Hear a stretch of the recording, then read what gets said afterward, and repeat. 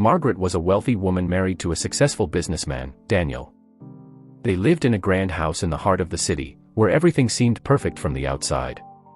But inside, Margaret was nothing short of a tyrant. Her mother-in-law, Mama Grace, was an elderly woman who had come to live with them after her husband passed away. Mama Grace was gentle and soft-spoken, always trying to maintain peace in the house. However, Margaret saw her as a burden.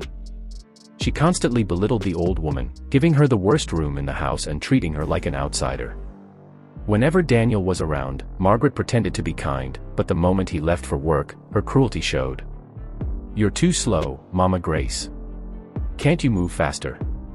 Margaret would snap whenever the old woman tried to help in the kitchen. If Mama Grace accidentally broke something, Margaret would lash out, calling her useless and a waste of space. The housemaid, Anita, faced even worse treatment. She was a young girl from a poor village who had come to the city hoping for a better life. Instead, she found herself trapped in Margaret's household of cruelty. "You're as dumb as a rock," Margaret often told her. "I don't know why I even pay you." Anita was forced to wake up before dawn and work tirelessly until late at night. Margaret never allowed her to eat the same food as the family. Instead, she was given leftovers or, sometimes, nothing at all. If Anita made even the smallest mistake, Margaret would slap her or pull her by the hair. Despite all this, Mama Grace and Anita endured the mistreatment in silence. Mama Grace prayed every night for strength, while Anita cried herself to sleep. They both wished Daniel would notice, but Margaret made sure he never saw her true nature. Then, one evening, something shocking happened. That evening, Margaret was home alone with Mama Grace and Anita. Daniel had gone on a business trip and wouldn't be back for a few days. With no one to pretend for, Margaret's cruelty worsened.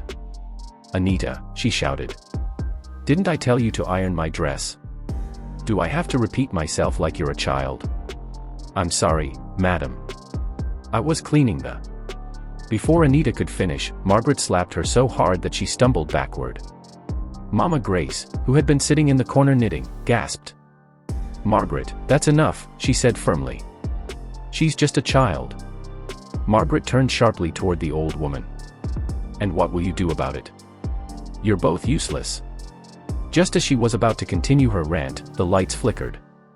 A sudden gust of wind blew through the house, rattling the windows. Margaret frowned.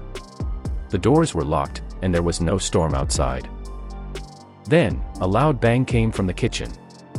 Anita screamed, and Mama Grace clutched her chest. "Did you hear that?" Anita whispered, her eyes wide with fear. Margaret, though startled, refused to show it. "It's probably the wind," she muttered, striding toward the kitchen. But as soon as she stepped inside, the room went ice cold. Her breath became visible in the air, and the hairs on her arms stood up. Then, the sound of whispering filled the room. Faint at first, but growing louder. It was an eerie, hollow voice, as if coming from all directions at once. "Margaret. Margaret.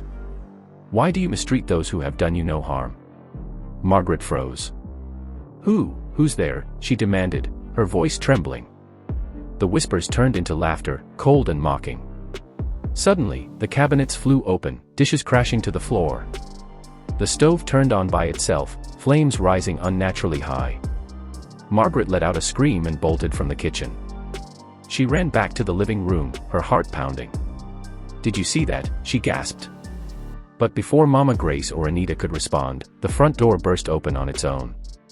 A chilling wind howled through the house. Then, from the darkness outside, a shadowy figure stepped in. The figure moved slowly, its presence filling the room with an overwhelming sense of dread.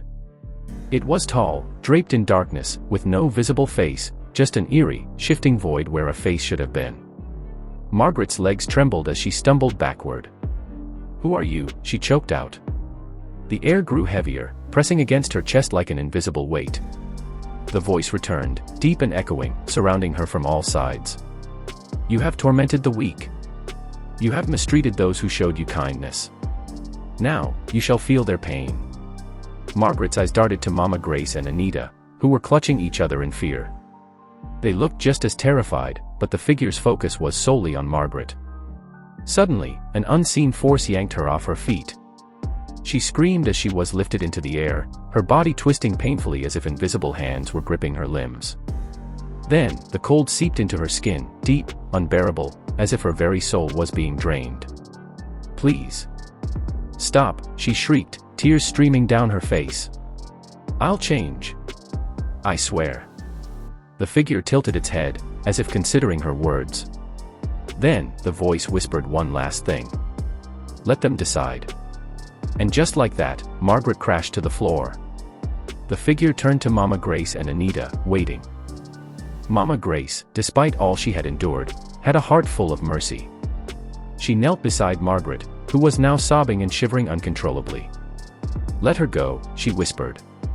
Anita, however, stood frozen. She had suffered in silence for so long. A part of her wanted justice.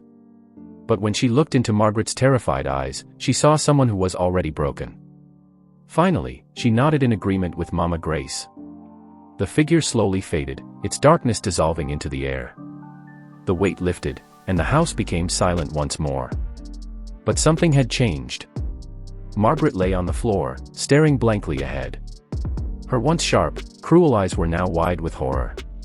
She clutched at her chest, gasping for breath as if she had been drowning. When she finally spoke, her voice was barely a whisper. "I saw something," she murmured.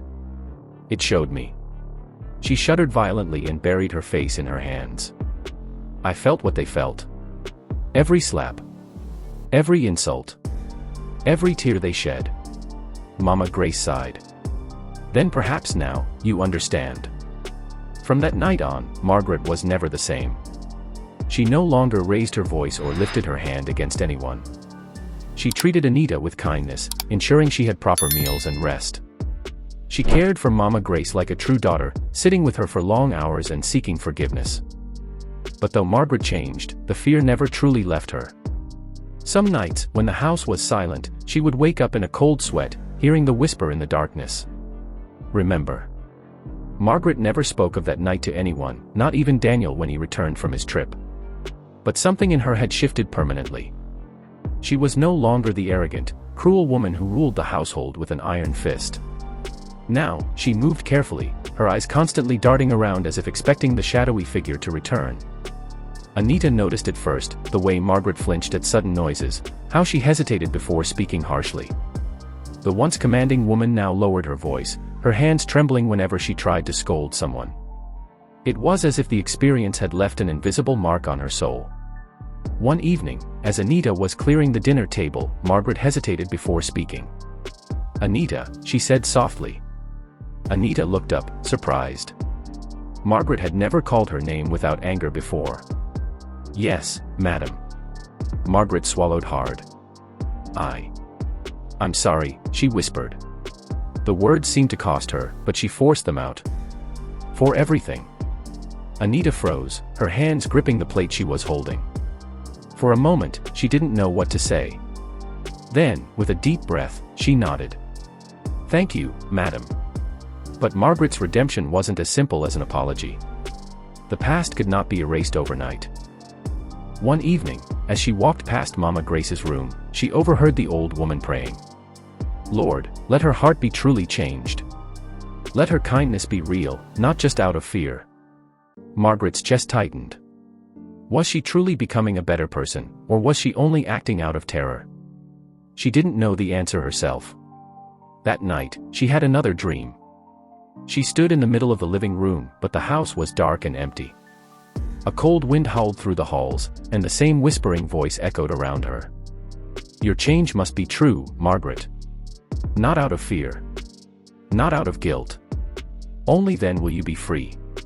She jolted awake, covered in sweat. The next morning, Margaret did something she had never done before. She joined Anita in the kitchen, rolling up her sleeves to help with breakfast. She insisted that Anita sit at the dining table instead of eating in the corner. She massaged Mama Grace's feet when they swelled and asked about her health with genuine concern. Day by day, she tried to prove, to herself and to them, that she had changed. The whispers stopped. The nightmares faded. And for the first time in her life, Margaret felt something she had never truly known before: peace. As the days turned into weeks, Margaret's transformation became more evident. The house, once filled with tension and fear, now felt warm and welcoming. Daniel noticed the difference immediately. "You seem different," he said one evening as they sat together after dinner. "Happier, even." Margaret forced a small smile. "I just realized I had been doing things wrong for a long time," she admitted. "I want to make things right." Daniel nodded approvingly. "I'm glad," he said. "Mama seems happier. And Anita, she doesn't flinch anymore when you enter the room." Margaret felt a pang of guilt at those words. Had she really been that terrible? She knew the answer already. One afternoon, as she was arranging fresh flowers in the living room, Anita approached her hesitantly. "Madam." Margaret turned. "Yes, Anita. I wanted to ask." Anita paused, looking nervous. "You've been very kind lately. Not just to me, but to Mama Grace too. But I need to know, do you really mean it?" Margaret was taken aback. Anita continued, "Because kindness out of fear isn't real kindness. If you're only doing this because of what happened that night, then what happens if the fear goes away?" Margaret opened her mouth, then closed it. The truth was, she had asked herself the same question many times. Finally, she sighed. "At first, it was fear," she admitted. "I won't lie. I was terrified. But something changed. When I started treating you and Mama Grace with kindness. I felt something I never had before. Peace. I no longer feel angry all the time. I no longer carry that bitterness in my heart. I want to be better, Anita. Not because of fear, but because I now understand what it means to love and be loved." Anita studied her for a long moment.